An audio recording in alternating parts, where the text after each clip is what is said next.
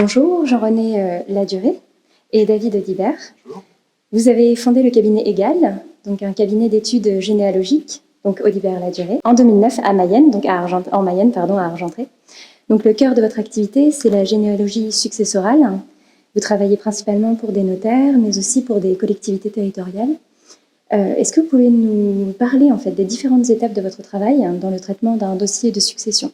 Alors effectivement, principalement un notaire va faire appel à nous dans le cadre de succession où il a soit connaissance d'une partie des héritiers et il n'est pas certain de l'ensemble des héritiers, ou dans le cadre de dossiers où il ignore totalement le nom des héritiers.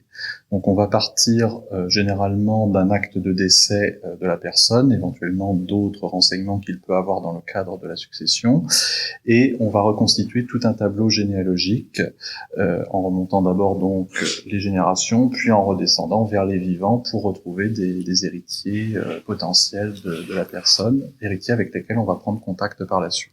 Alors les archives départementales de la Mayenne où on se trouve aujourd'hui sont typiquement le type d'endroit qu'on fréquente au quotidien. Donc ce sont des archives départementales, ça peut être des archives municipales qui comptent des tas et des tas de sources différentes. Mais on va aussi fréquenter des mairies pour l'état civil, on va aussi fréquenter des greffes, des tribunaux, parfois d'autres lieux comme des cimetières par exemple. Mais effectivement, les archives départementales sont le lieu où on va retrouver le plus de types de sources différentes qu'on va pouvoir mobiliser. Ça va aller de l'état civil, les baptêmes, les mariages, les sépultures, ou en passant par les recensements de population, les anciens journaux pour les avis de décès, etc. Est-ce que vous avez là un recensement de... Alors ici, effectivement, on a un recensement de la commune d'Empoigny en 1946. Pourquoi vous avez choisi cette commune ?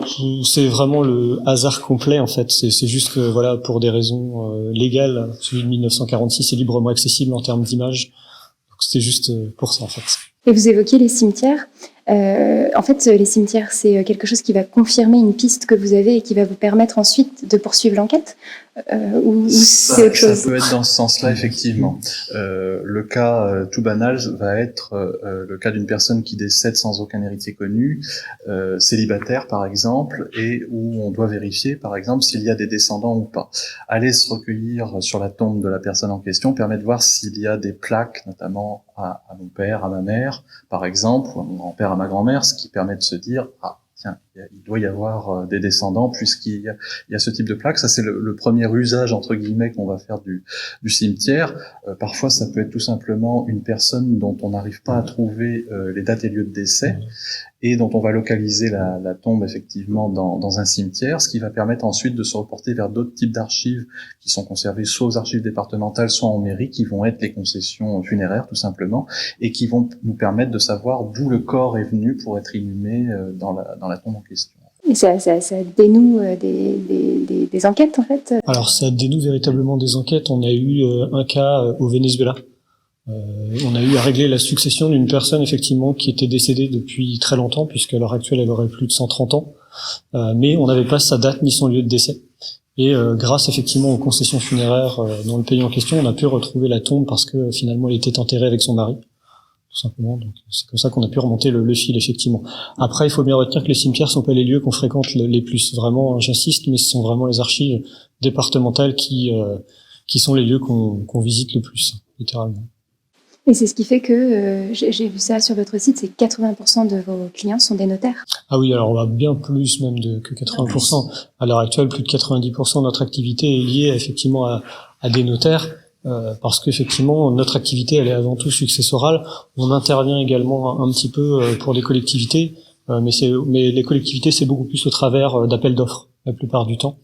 Le schéma classique, le cliché classique, c'est telle ville veut faire construire un rond-point à tel endroit, il y a une maison à l'endroit en question, et donc ils ne connaissent pas le ou les propriétaires actuels, et donc font appel à nous tout simplement pour identifier les propriétaires. On a remporté des appels d'offres de ce type déjà avec des grandes villes, Sarcelles si je dis pas de bêtises par exemple, etc. Donc voilà. Mais principalement notre activité elle reste effectivement successorale, et je dirais que même dans le cadre des appels d'offres avec les collectivités locales, ça reste la même activité puisqu'il s'agit de retrouver les héritiers de quelqu'un, d'un propriétaire souvent qui est décédé, parfois depuis très longtemps. Donc l'activité est la même en fait, c'est juste que le donneur d'ordre est un petit peu différent. Et vous travaillez partout en France ? Alors, tout à fait. On démarche d'un point de vue commercial principalement un grand quart nord-ouest du pays, mais les recherches nous amènent à travailler sur l'ensemble du pays, voire à l'étranger. On a eu un dossier au Venezuela, on en a eu un au Laos il y a pas si longtemps que ça, au Canada, effectivement. On est confronté de plus en plus à des dossiers qui mènent effectivement en Pologne. C'était l'objet de ma prochaine question. En fait, j'avais retrouvé ça. Ça a peut-être été mis à jour depuis, mais vous avez traité 500 dossiers environ en 10 ans. Maintenant plus, mais effectivement, oui. Vous êtes à combien à peu près? On est un petit peu plus. On doit avoir une cinquantaine de plus, je pense, à peu près. Facile, 50. Oui. Ouais. Vous approchez des 600 dossiers? Ouais, je pense à peu près. Donc en 10 ans, dans une trentaine de pays, donc on en parlait. Et en fait, ma question, c'était voilà, de pouvoir en fait en citer un chacun qui vous a particulièrement marqué en fait dans votre carrière professionnelle, mais aussi peut-être personnellement. Je commence. Je te laisse commencer si tu as une idée. Il faut que je réfléchisse. Moi, c'est un dossier alors que je n'ai pas traité moi qui m'a marqué, mais que David a traité. C'est un dossier alors assez cliché, je dirais, qui est lié en fait à un SDF qui vivait en Bretagne. Un monsieur qui effectivement était complètement marginalisé depuis l'âge de 18 ans. On réglait la succession de son papa, qui était pas quelqu'un de très fréquentable, je dirais. Voilà, la situation familiale était très très complexe et quand on a retrouvé ce SDF, on l'a retrouvé dans une situation un petit peu particulière. David a eu un appel du monsieur en pleine nuit à 2 heures du matin, complètement saoul en fait, complètement ivre. Et la seule chose que ce monsieur a voulu durant tout le règlement de la succession, c'était pas de l'argent. C'était des photos de famille, hein. Et c'est là où on voit que notre métier, il n'est pas que cette image de chasseur, d'héritier qu'on a toujours en tête. C'est que ce monsieur qui s'appelait David comme David, finalement, on crée un vrai lien. Et ce monsieur, finalement, a presque touché près de 100 000 euros, si je dis pas de bêtises, de souvenirs, ce qui a pu changer sa vie. Mais pour autant, la chose qui lui tenait véritablement à cœur, c'était avant tout d'avoir des photos de famille. Après, des histoires, on en a à l'appel. Je pense que t'as dû en retrouver depuis. Moi, c'était un dossier qui me menait à l'étranger, justement. C'était celui d'une jeune fille qu'on avait à localiser, en fait. Cette fois-ci, pas pour un notaire, effectivement, mais c'était un dossier qui émanait d'une collectivité pour un bien à l'état d'abandon. Et donc, il fallait retrouver les propriétaires actuels. Donc cette jeune fille se trouvait héritière du bien par l'intermédiaire de sa mère qui était décédée quelques années auparavant, décédée dans des circonstances assez troubles en fait, visiblement pas de mort naturelle en tout cas c'est certain. Et toutes nos recherches pour localiser la jeune fille étaient vraiment dans l'impasse. On avait beau exploiter les différentes pistes pour essayer de la localiser, tout se voit à l'échec. On avait même réussi à trouver un cabinet d'avocats qui avait géré ses affaires à une époque, un cabinet d'avocats sur Paris, où on avait envoyé des messages par Internet, la boîte vocale du cabinet était pleine, enfin il n'y avait pas de réponse, parce que l'avocat avait totalement disparu, corps et biens quasiment. Et donc on a bloqué pendant 3 ou 4 mois, je pense. Et puis un jour, je me suis dit, il faut qu'on repose le dossier totalement à plat et le réfléchir différemment. Donc on s'est intéressé non plus à la jeune fille, mais plutôt à l'histoire de sa mère. Et on s'est aperçu que la mère avait eu plusieurs compagnons, elle avait été mariée 2 fois, je crois, il y avait eu d'autres compagnons. Donc notre but, eh bien, ça a été de retrouver chacune de ces personnes pour les interroger une à une, en fait, et pour voir si l'un d'entre eux pouvait avoir des éléments sur cette jeune fille. Et au bout d'une demi-journée, j'ai fini par trouver un monsieur avec qui je suis resté au téléphone quand même un certain temps avant qu'il accepte de me donner des renseignements, et qui a fini par m'expliquer que la jeune fille avait fui la France parce qu'elle était poursuivie à la fois pour cette histoire d'assassinat de sa mère, alors qu'elle n'en était pas responsable, mais bon, il y avait tout un contexte, et qu'elle s'était réfugiée en Allemagne dans un restaurant. Et de là, j'ai remonté le fil, en une demi-journée, eh bien la jeune fille était localisée et ne voulait pas non plus communiquer ses coordonnées exactes, mais passer par le biais d'un autre avocat qui lui existait bel et bien. Oui, c'est un peu rocambolesque. Une sacrée histoire, oui, c'est ça. C'est un peu Alexandre Dumas, quoi. Un peu, effectivement. Ma prochaine question, donc votre prestation de service mettent en avant le respect des délais. C'est une des choses qui est la plus mise en avant. Pourquoi est-ce que c'est important et de manière générale, combien de temps est-ce que ça vous prend? Alors pourquoi c'est important? Parce qu'on est les seuls en France, on est la seule étude généalogique en France à s'engager sur cette question des délais. On est une petite structure, dès la création, justement avec Charles-Éric Rossignol, etc., on cherchait un élément pour se distinguer de tous les autres. Il est clair que dans notre activité, il y a une force commerciale qui est assez importante et qu'on ne pouvait pas assumer en tant que petite entreprise. Et donc, on s'est positionné différemment sur un marché. Et ce positionnement, c'était cette question des délais. Alors, au niveau des délais, c'est très clair. Pour une recherche de personnes, on annonce 3 semaines en moyenne. Pour une vérification d'évolution, c'est-à-dire, comme l'a expliqué David, on connaît déjà les héritiers, mais on n'est pas sûr de tous les avoir. Là, on annonce 3 mois. Et pour une recherche où les héritiers sont totalement inconnus, on annonce un délai de 6 mois. En sachant que je peux vous assurer que c'est relativement rapide, c'est même très rapide, parce que en moyenne, une recherche de ce type ailleurs pourrait durer 1 an, 2 ans, voire plus en réalité. Donc on tient vraiment à cette question des délais, parce qu'aujourd'hui, c'est notre force de frappe littéralement commerciale, et c'est ce qui d'ailleurs, on parlait des collectivités territoriales tout à l'heure, c'est ce qui nous permet de remporter certains marchés, clairement. C'est pas la question de la tarification, c'est clairement cette question des délais. Et justement, la question de la tarification, comment est-ce que vous vous rémunérez? Alors, on a 2 types de rémunération. Dans le cadre des dossiers de vérification, une partie des héritiers sont connus. Si on ne trouve pas d'autres héritiers, ça va être une rémunération forfaitaire. Donc, selon, qui tient compte de plusieurs aspects, la difficulté des recherches, l'étendue des recherches. Ça va tenir compte aussi de l'actif de succession. Bien évidemment, on adapte nos honoraires en fonction de ce qu'il y a dans la succession. Si c'est une petite succession, on ne peut pas demander l'impossible.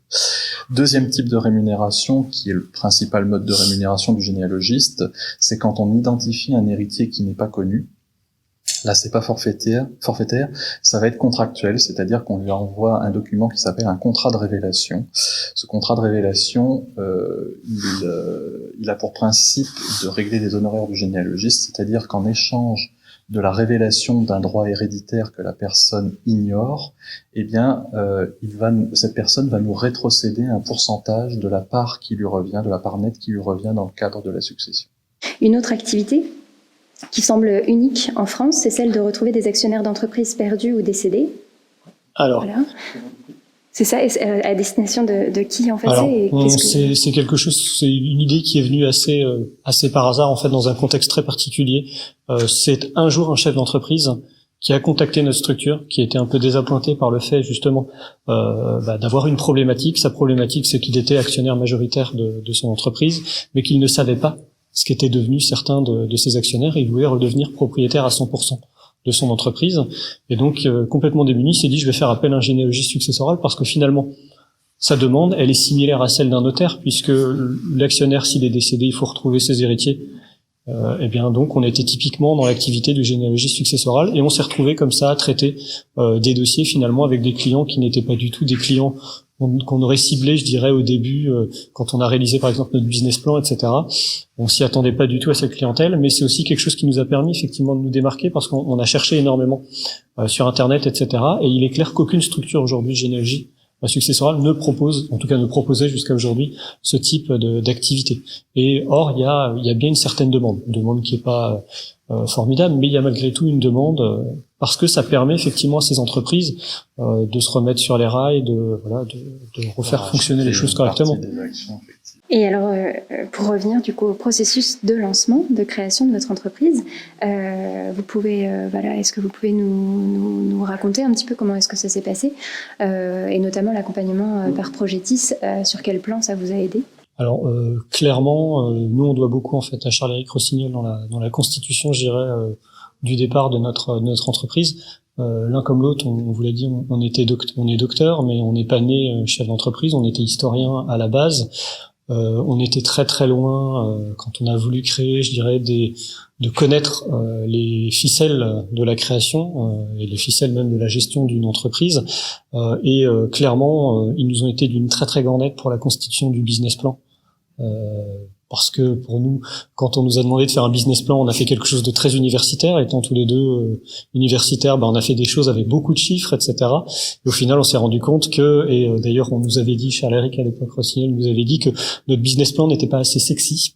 Voilà, parce qu'effectivement, trop universitaire, trop sur le chiffre, et au final, on a eu un encadrement qui pour nous a été essentiel dans les véritables perspectives, et notamment dans la conception, je dirais même de l'approche de nos premiers clients. Véritablement, il y a eu une vraie stratégie là-dessus. Et après, il faut savoir que la création a quand même été un enfantement, je dirais, assez long. On le dit souvent rigolant, mais c'est plus de 9 mois de réflexion, de rencontres, de déjeuners. Voilà, ça a été véritablement long. Étant totalement novice dans la création et la gestion d'entreprise, on s'est pas lancé du jour au lendemain. On a vraiment préparé longuement les choses, avec, il faut le dire, un sujet qui, même pour ceux qui étaient face à nous, était original. Donc voilà, tout le monde était passionné par le sujet parce que ça changeait des créations habituelles. Quand on s'est pointé devant Charles-Éric Rossignol en lui disant on va créer une boîte de généalogie successorale, il dit une quoi, voilà. Et donc et la passion a vite pris, le contact a été très très chaleureux, et clairement voilà, il a énormément participé à notre lancement. Notamment par l'intermédiaire principalement, je pense, du business plan, mais c'est vraiment la chose pour nous. On était très très loin de l'idée de ce que pouvait être un business plan, de la nécessité même d'un business plan, je dirais, pour les banques, pour nos propres clients, le rapport à la nécessité d'avoir des premiers clients même avant de se lancer, des choses toutes bêtes, mais vraiment des choses importantes aujourd'hui qu'on considère véritablement importantes aujourd'hui, et qu'à l'époque, pour lesquelles on était très très loin à l'époque. Oui, c'est des choses dont il faut pouvoir s'entourer, il faut pouvoir prendre conseil pour se lancer. Ce serait l'un de vos conseils pour des personnes qui souhaiteraient entreprendre, quel que soit leur domaine? Tout à fait. Je pense qu'on peut pas se lancer à moins d'avoir eu une expérience précédemment. Autrement, c'est pour moi une entreprise vouée à l'échec s'il n'y a pas un accompagnement de ce type, parce que très clairement, il y a une méthode, il y a un discours qu'on n'a pas naturellement, je pense. Et sans cet accompagnement, il est certain que on serait arrivé devant nos interlocuteurs type banque, type assurance, type comptable, sans avoir les éléments nécessaires, des chiffres solides, parce que c'est vrai qu'on avait beaucoup de chiffres, mais pas forcément les chiffres appropriés. Et donc ça serait parti, à mon avis, un peu dans tous les sens. Alors que là, on a un cadre qui répond justement à l'attente de l'interlocuteur qu'on va avoir en face de soi. Et je pense que véritablement, cette question des différents interlocuteurs qu'on a dans la création d'une entreprise, elle est très importante. C'est quelque chose de vraiment central dans l'accompagnement qu'on peut avoir. Et pour compléter ce que dit David, cette question des interlocuteurs, c'est d'autant plus important qu'on est face à un métier où finalement notre donneur d'ordre n'est pas forcément celui qu'on peut considérer comme notre client. On est face à un commerce, à un business assez particulier, puisque celui qui nous mandate, c'est le notaire, mais finalement celui qui nous rémunère, c'est l'héritier. Donc vous voyez, on a affaire à une conception finalement d'un métier qui est assez exceptionnel. Je connais pas d'autres métiers où le donneur d'ordre est différent finalement de celui qu'on peut considérer comme le client. Donc ça nécessitait une réflexion auquel on n'avait pas forcément qu'on n'avait pas forcément perçu à l'origine, et qui, grâce à l'accompagnement, nous a permis de voir les choses beaucoup clairement, mais ce qui veut dire que ça a un impact énorme sur notre communication derrière. Est-ce qu'il faut communiquer en direction des clients? Est-ce qu'il faut communiquer en direction du donneur d'ordre, etc. Ça a des tas d'impacts, cette préparation en amont et cet encadrement qu'on a eu, qui est ultra important.